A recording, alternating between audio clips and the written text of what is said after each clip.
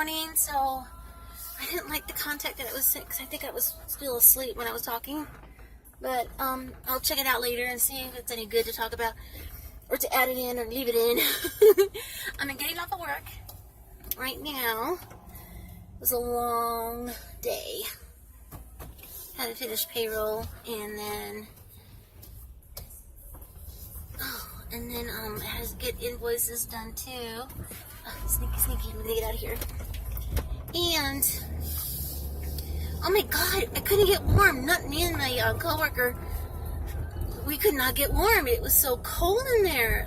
I don't know. I mean, we had the heater on this morning at 70, and then, you know, during the day it got warmer, I guess, whatever. But yet, I could not get the chill out of my legs. Another thing for neuropathy. It's not, your feet get just so cold, and your toes feel like they're so frozen that they're just going to break off and fall off.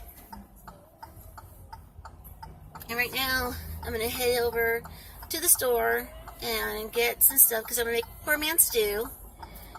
I call it poor man stew because it's not with pieces of, you know, of chuck or anything like that. It is just ground beef, cans of 2 tomato sauce, cans of tomato sauce. One's a regular tomato sauce. Stater Brothers, if you guys have a Stater Brothers, I don't know. I think you basically Stater Brothers is in the Pacific. It's probably just California. But if it's a regular tomato sauce, and then they also have it's from the store, but it's called Italian style, which is like Italian seasonings in the tomato sauce. So, you know, you're gonna make, you know, spaghetti sauce or anything else to do with Italian seasonings. So I put those two together. I cook up the ground beef. I use some garlic salt. I don't use it now because I didn't know if that was the one that was giving me so much problems with my GERD. So we just do it with salt. And then I get 2 of those bouillons, and it's the Mexican bouillons. It's got chicken flavor and tomato flavor.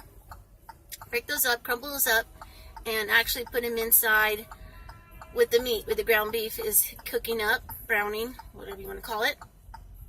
And then I open the can of tomato sauce, put that in there. I peel some potatoes, and I cube up the potatoes, or just cut them down. And then I open a can of corn, dump the water out, and I dump it all in there and let it cook and simmer for a bit until the potatoes are done. And then voila. I mean, you can add more if you want to add a can of green beans, or you know, take out the corn and put green beans in if you want. That's fine. I get the bread that they have, the loaf of, you know, French bread. Get that, cut it up, put some warm butter on it. Oh my god. Talk about comfort food, talk about cold weather food to eat. A bowl of the poor man stew and a slice of bread. Oh my goodness. Just a little slice of heaven. Okay. I think I'll just talk about it right now.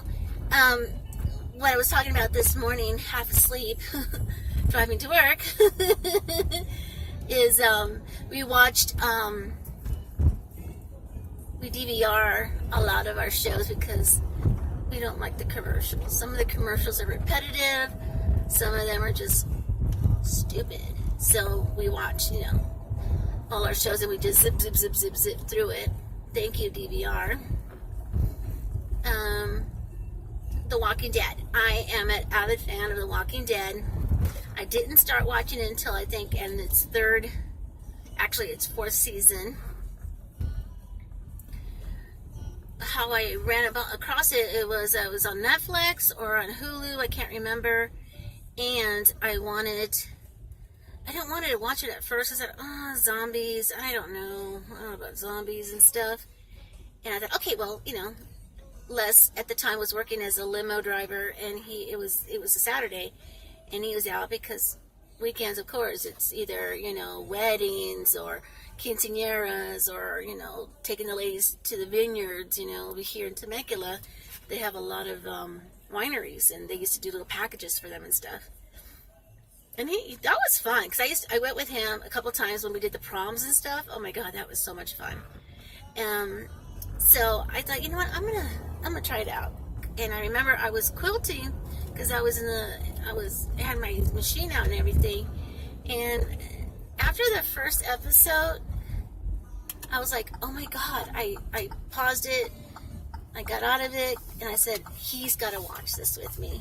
I think he's going to like this too. So that's why I went ahead and waited for him to get home. I go, oh my God, we got to watch the show.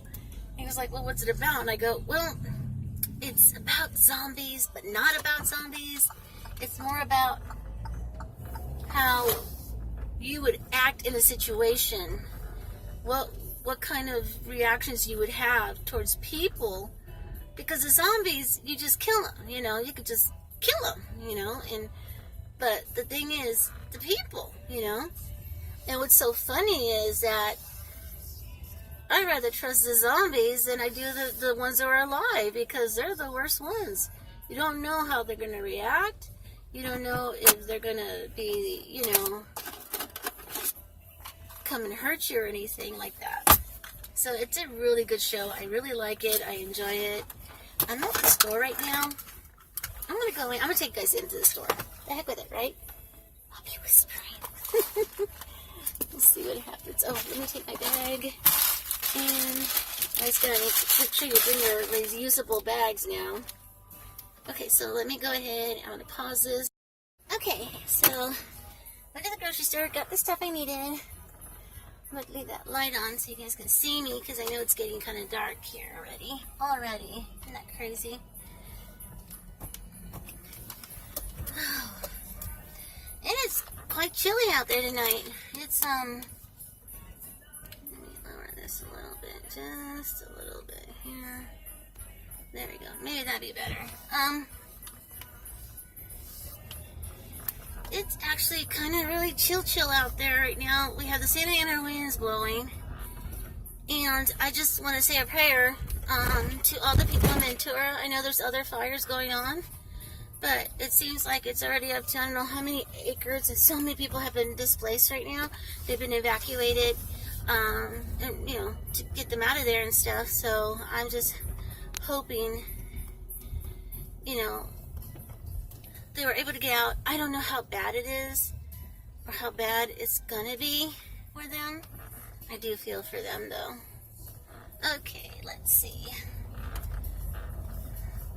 So I hope everything works out for them, okay? I hope, you know, the winds are horrible. The winds are horrible right now, so that doesn't help the fire, because it just makes it even worse. And it's a brush fire. They call it a dry brush fire. It could have been because someone was smoking and threw their cigarette out, or, you know, I mean, we had rain last year, but we haven't had a decent winter in a long time. And when we have a winter, our winters are more like rain. No snow, just rain. Oh, there we go. Maybe that's better. I don't know if that's any better or not, but anyway. Yeah, so we've been in a drought. Last year, it kind of helped the drought out. I think we got out of drought, or we got back into where we needed to be. And now, this year, they're saying it's not going to get any better. It's going to get, actually, we're not going to have as much rain. And, you know, even though we did have rain, it is winter time now. You know, it's in the fall, winter time season. And things are getting dry, you know. The grass is, you know, getting old, or leaves are getting dry and stuff. And it just takes a little bit of a spark. And man, it is just like, what, you know, the expression wildfire? Well, that's exactly what it is. And, you know, they try to see how close it is to people's homes. And they start telling them, hey, you know, so many, you know, if it gets this way, the wind changes, like that. I mean, some of the people have horses. Some of them have, you know, livestock. And they have their animals, so I hope everybody got out okay. I hope they got their, animals and everything safely out and they're careful. Oh my gosh, I hope they were able to get, because, material things are material things, materialistic, but we're talking like, animals that are part of our family, even if they were just, used for livestock. That is your livelihood too, and a lot of the ranches here in town, I'm not just in town, but in other locations, you actually are renting a spot for your horse, and it's, the corrals and everything, people go and they lease these for their animals so they can go see them on the weekend or, have anything to, to do stuff like that. They do them here like that. And, but also you have your little pets and stuff, the cats and the dogs. And then you have the wildlife, you have the bears, the deers, and the mountain lions, and, the little cats and everything that, they're probably scared out of their mind. And now they're running into rural areas, and they don't know, and you're driving at night, you might not see them and stuff. So that's why you have to be very careful when you're driving here. It's just like any kind of gotta make sure that the wildlife, they're not gonna stop for you. They're gonna go along, and they probably will with the big eyes, and you run into them. Gotta be careful. So I'm making a big old prayer for them, and hopefully that the winds die down a little bit so they can get some kind of leverage on that fire. And there's a couple more going around too. Obviously they're on the other side of Los Angeles, so they're not on our side. We're on the east side in California. We're on the east side. We're closer to Palm Springs in that our little town here. Our two little towns are together. So hope everything works out for them. So on to another side. Oh yeah, okay, so that poor man stew, it could actually feed, like for one sitting, it can actually feed 5 to 6 people. A nice, bowl of it, yeah, it could feed up to 5 or 6 people in one sitting. Because you're using almost 5 pounds of potato, because you peel them off and you cut them down to pieces, and you're using 1.5 pounds of ground beef, and you got a can of corn, and then, tomato sauce, water. You want to make it a little bit soupy, you can add onions to it to give it more flavor, garlic, salt. Like I said, you can also add in green beans or garbanzos or whatever. And I just call it poor man's stew because basically whatever you have, you just throw it in there. And it's delicious. I think it's delicious. Obviously, he thinks it's delicious. Bubba thinks it's delicious because he's been eating it for all these years. We actually have been together since 2001. We met 2 weeks after 9/11. I think we decided after that happened that we had to make changes in our lives, and if we were going to ever be happy with our ex-significant others, we had to cut the strings and not show fear and go on and look for something better with someone or without someone, because I wasn't looking for anybody when I met him. So that's a little tidbit until I could actually sit down and actually talk about how we met. So he's been loving my cooking. There's certain things he doesn't like, because I was raised cooking traditional Mexican meals for 5 people. And it's so funny because it's me and him. I don't know if some people do this, but I can't cook just for 2 people. I cook for a family of 5 because that's what I did growing up. And that's what makes me laugh. Okay, I always go off on a random mic, but let me just say, I had known people that their children don't help. The girls don't help their mom. The boys, I known some coworkers' kids boys who actually would cook dinner for their dads, which I think was awesome. Cooking, the family dinner. That is great. And then you have the same age females, teenagers, who don't know how to boil an egg. I'm like, what the hell? When I was, let's say, I think I was 10 or 11, I was in the kitchen already learning how to cook for the family. May not have been so extravagant, but like the poor man's stew and stuff like that, I knew how to cook it for my family. My mom worked, my dad worked, my brothers and me. My sister at that time, she wasn't with us. She had got married. So it was up to me to learn how to cook. And it's so funny though, because like I said, I make a pot. I always make enough for a family dinner. We always have leftovers, and we always have lunch. You know, I always have lunch the next day, or 2 days, really, because Les doesn't like leftovers. So, but he does eat them. There's nothing else, you know. And the way, you know, we were brought up, you know, hey, it's there, you eat it. If not, you go hungry. So I don't think I missed any meal. I love my mom cooking. I love my cooking. So, so there you go. And then some people were raised that, oh, okay, no, well, you don't not this. No.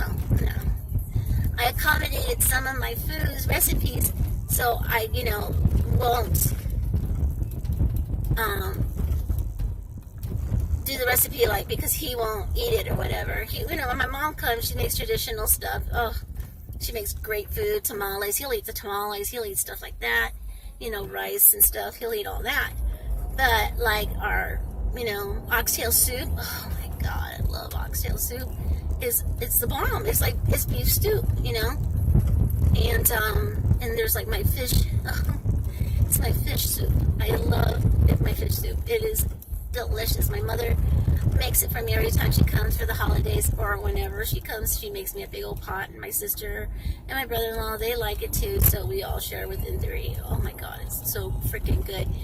And what it is just catfish with cilantro, onions, and tomato, and a little bit of meal to make it, you know, a little bit, you know, thick, not too. It's a soupy soup. What I call soupy soup is that, you know, it's clear, it's not thick or anything, like a broth. Oh my God, with corn tortillas, and then you squeeze lemon in it. Oh, good Lord, it's delicious. Now I got my mouth watering. And I'm going to have that instead of my stew, and I'm going to be crazy. I'm going to probably have to make it, because we just found out that Mommy is not going to be coming for Christmas. We're thinking she's probably coming for Mother's Day, because my other brother from Illinois, he's going to be coming down for Mother's Day. So that's going to be so much fun, because we had pictures done. They had come, all of us had come together for Mother's Day, and we took pictures and everything. It was so much fun. I love it. And it's just us 3 siblings now. No, it's us 4 siblings, but the other one didn't want to come. He was going to be stubborn. And then my mom. So we're going to have so much fun.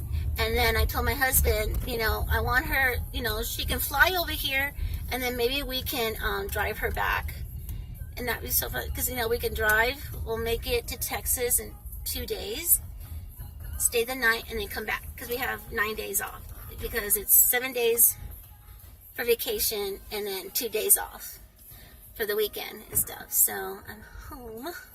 My house is all lit up. I love coming home with the lights on and everything.